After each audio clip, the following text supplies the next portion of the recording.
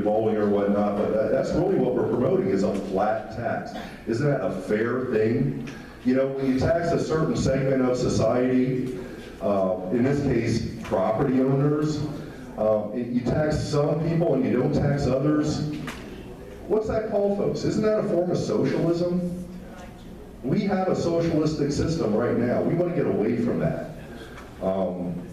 And that's one of the reasons that I advocate and fight for 76, and I know a lot of you folks do as well. So I just wanted to share that with you. So a month ago, we went from this public meeting I told you all about, and last month I got to share some great pictures with a lot of you. And there was, I don't know, roughly 50 people on Route 183, and we rattled Jay Corman's cage.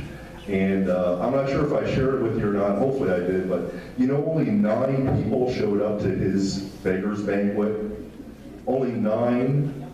And we found out from our inside guy that some of the sponsors of the fundraiser didn't even show up. They had apparently seen our emails that Sam had sent out, or you guys, or we had sent out, and I think they were afraid to show their faces, to be quite honest. So we thought we were being very effective. We were very proud of what we did, and I think you guys should be as well.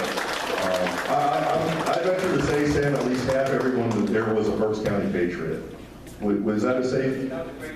I think so. So you guys should be very proud of yourself. I know I'm very proud of you. So after that happened, we found out about a closed door meeting at the Capitol with a couple of our senators, the NFIB, the Pennsylvania Manufacturers Association, and of course, our good old friend Gene Barr from the Chamber of Commerce. And in case you didn't know, Gene Barr pretty much tells Matt Burley what to do because they own the Commonwealth Foundation as well. So I'll get out of that rabbit hole right now. But so we get wind of this, we catch wind of this meeting, and my friend and our VP, Ron Holtz, asked if he could join.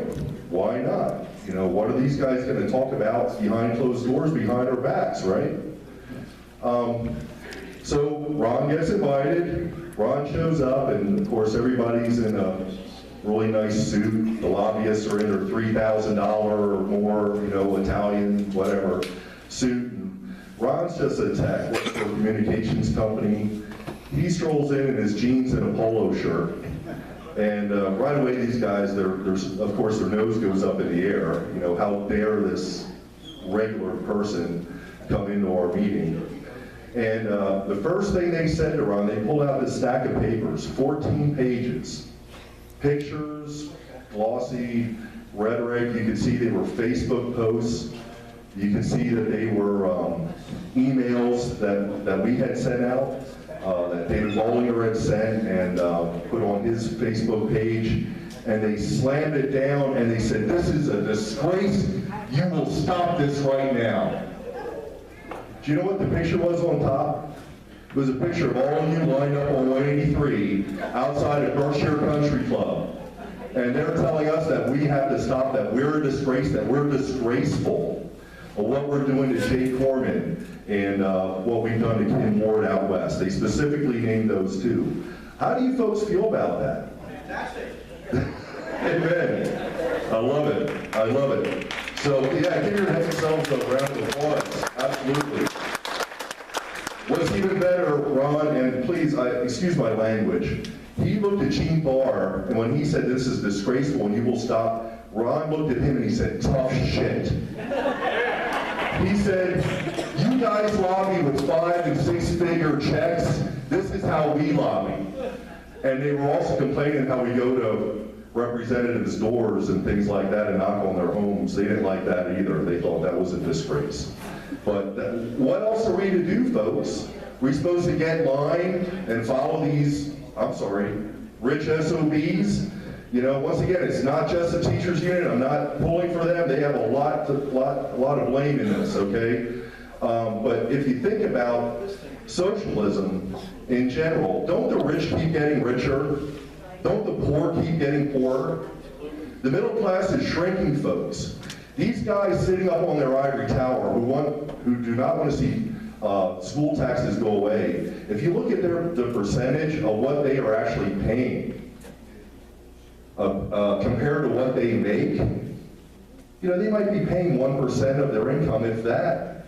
I know people in this room, I know where I'm at, and people that I've met, thousands of people all over the state knocking on their doors and talking to them about this bill. They're paying anywhere from 3 to 10%, sometimes even more of their income. Seniors on fixed incomes get no Social Security raises, right?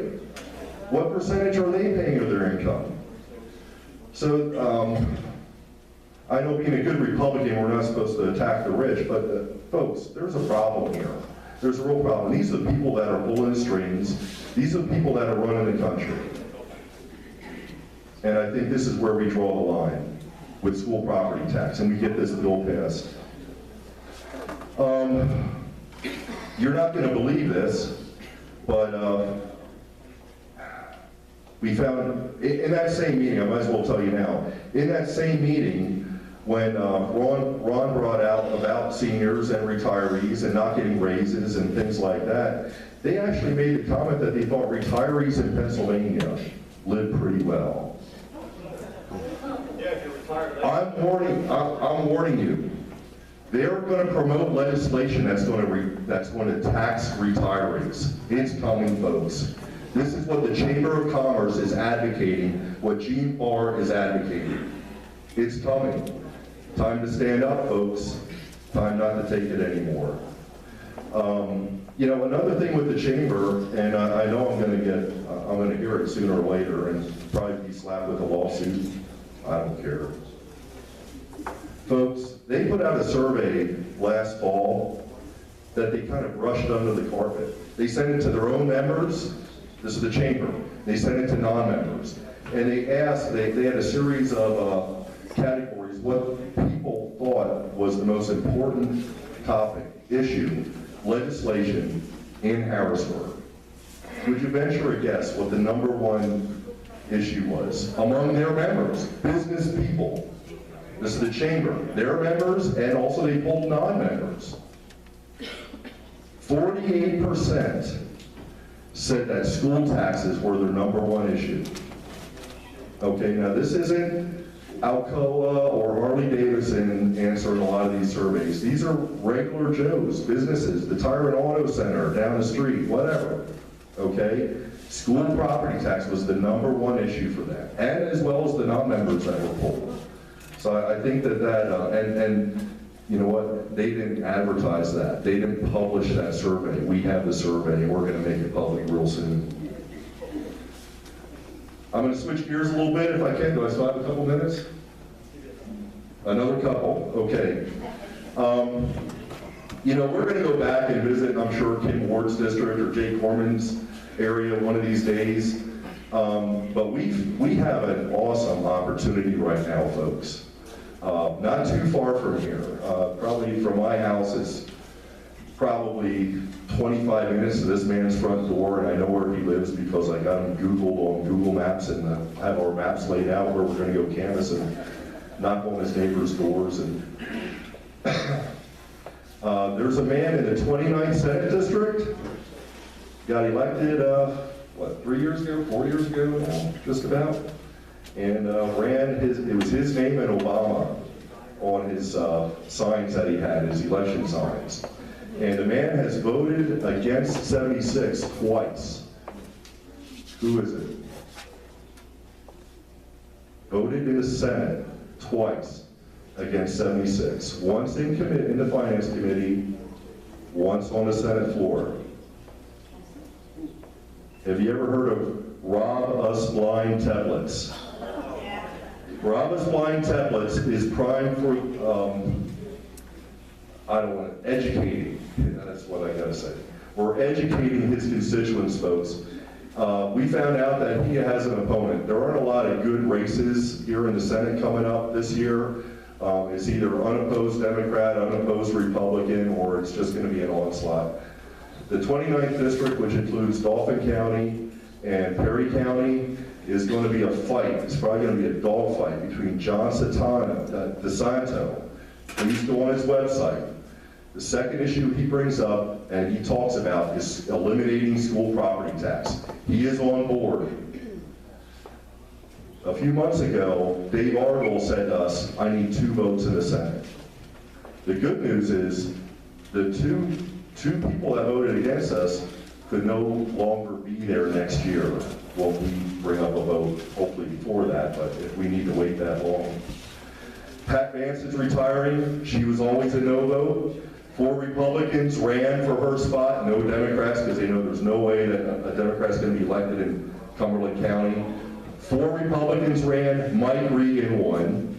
Mike Regan is a sponsor in the House. He serves in the House currently, and he is the new candidate for that seat in the Senate, for Pat Vance's seat. He has no opposition. So we know there's a vote. If John DeSanto is elected this year, we now have 2 more votes. We only needed 1 or 2 more. Folks, that's it. So what I'm asking you folks, we're going to be visiting Rob Blind Teplet's neighborhood this summer. It's not that far from here. I think you could get there in 45 minutes from here. I know it's still a drive, but we're not asking Sam to keep up with my car driving 3.5 hours to the west, flying as he says, you know, or going 2.5 hours north or whatever. This is kind of in our backyard, folks. Harrisburg isn't that far away, and we're certainly not going downtown. We're going to go into the suburbs of Harrisburg. We're going to go and visit people who are paying high property taxes in Dauphin County, Perry County, and we're going to be knocking on doors and spreading the truth about Rob Templets and how he voted twice against this bill. So if you would like to join us, I have a sign-up sheet. I don't have dates yet. We may go out during the week. We may go out Saturdays.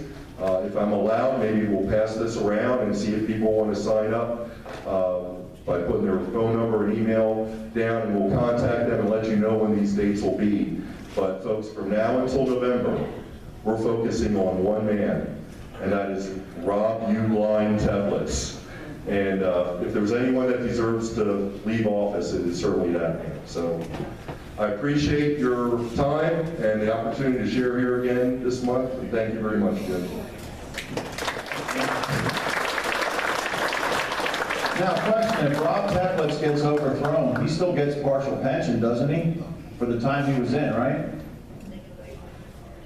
So I would agree that there's some people who have too much money, and it would be the legislators. They lead with the Cadillac plan. It's horrible.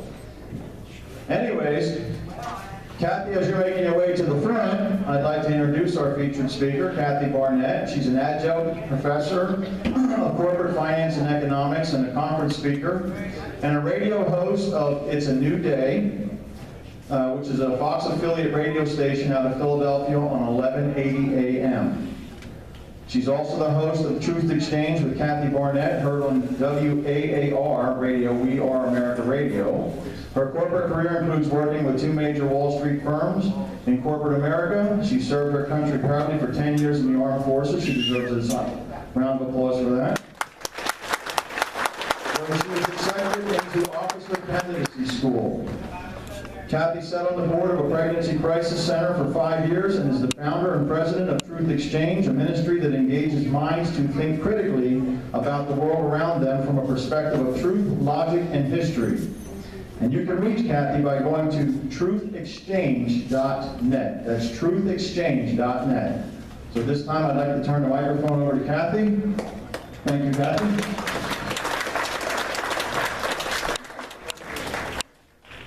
Okay, sounds good. Hello, everyone. Hello, everybody. Whoa! I know. Guys, this is my son, Carl, and I want to start off with him just leading us and something that he decided to learn on his own. Here we go. I'm going to be saying the preamble of the U.S. Constitution. We, the people of the United States of America, in order to form a more perfect union, establish justice, ensure domestic tranquility, provide for the common defense, promote the general welfare, and secure the blessing of liberty to ourselves and our posterity, do ordain and establish this Constitution for the United States of America.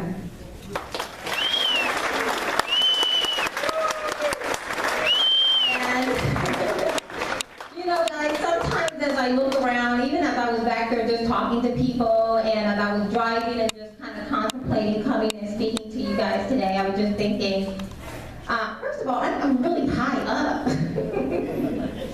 I have to be on the floor. But I was thinking, you know, there's just so much going on all around us. How many of you guys feel a little overwhelmed sometimes by all the stuff? I mean, we barely have a day to digest what just happened before we're bombarded with something else. I mean, you don't even have time to process it. Every week is something new. Every week is something different. And it becomes a little overwhelming sometimes. And if you are a person, and I'm assuming all of you who are in this room still have the ability to distinguish between true and false, right? Yeah. Usually I open up with a video so you can see what our young people are thinking. They are losing their sense of what is true and what is false, what is good, what is bad. Hence the reason why everything is just so fluid right now, right? One minute you could be a man, the next minute you can be a woman, and no one should be able to tell the difference, right?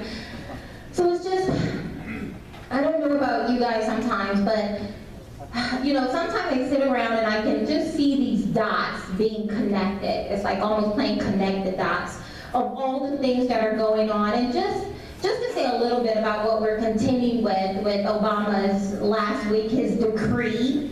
You saw the king made a decree to his subjects on opening up public school bathrooms to any and everyone, you know, just fluid.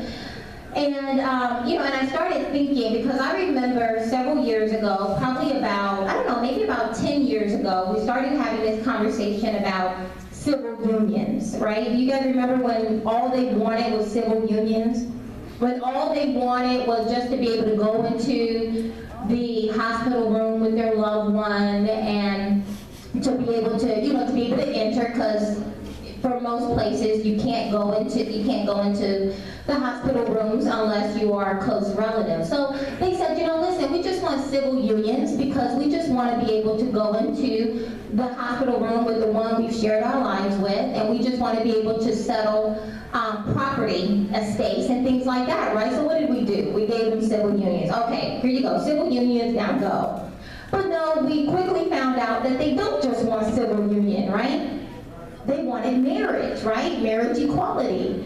And so eventually our whole country, even the Supreme Court, has now created new laws and rules, have created new rights in order to give them marriage, right? So now you would think they would say, okay, you know, we're just gonna go sit down now, right, and just live our lives. But no. So they didn't just want civil unions, we come to find out. They actually wanted marriage, and now we see they don't just want marriage.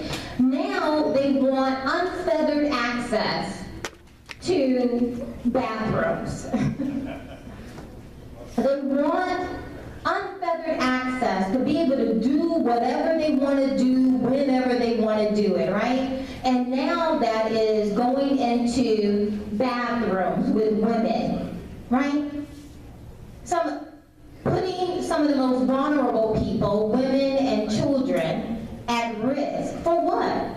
For 0.003% of the nation, right? And if you look at all of, and that's just 0.003% of the adult in America, but we have a little bit over 311 million Americans. So if you look at it from that perspective, 700,000 people who identify as transgender, that would be 0.002% of the nation. So the overwhelming majority of us just need to suck it up. Now, do you think they're going to stop once they get unfettered access to public bathrooms? Where do you think they're going to go next? Where do you think they're going to go next?